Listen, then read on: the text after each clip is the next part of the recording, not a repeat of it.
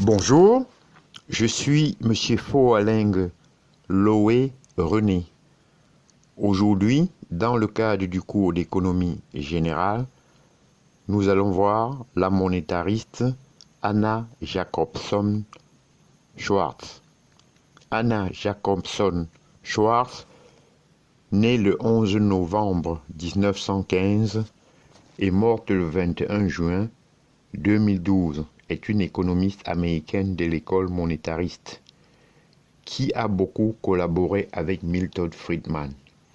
Elle travaille au National Bureau of Economic Research et a été présidente de la Western Economic Association. Présentation. Elle est diplômée en économie du Barnard College de New York et obtient à 19 ans son master en économie à Columbia. En 1964, elle obtient également son PhD dans la même université. Elle publie son premier article dans le Review of Economic and Statistics.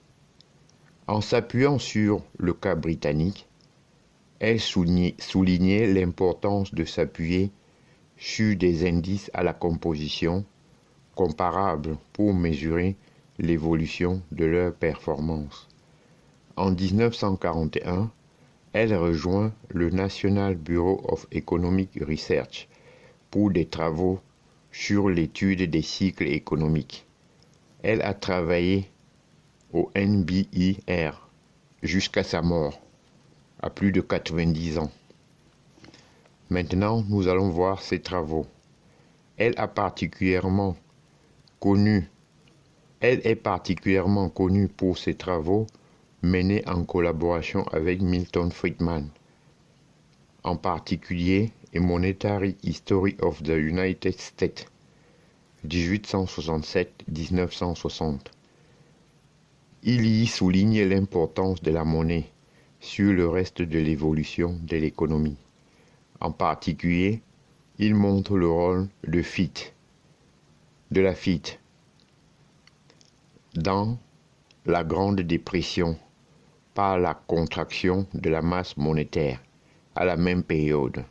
Il publie également l'article fameux Money and Business Cycle dans la Review of Economic and Statistics.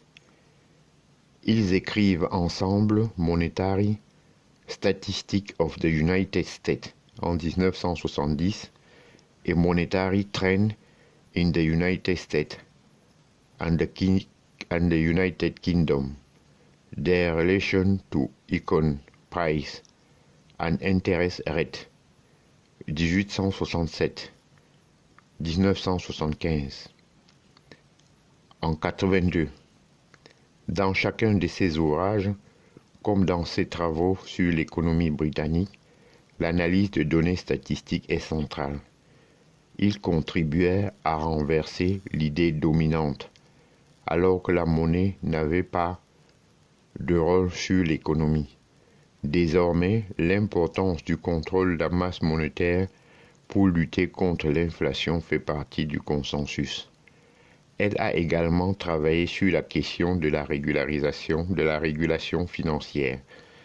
Elle soutient en particulier que la faillite d'une institution financière n'a pas de conséquences majeures sur l'économie. Si on empêche la conséquence de la faillite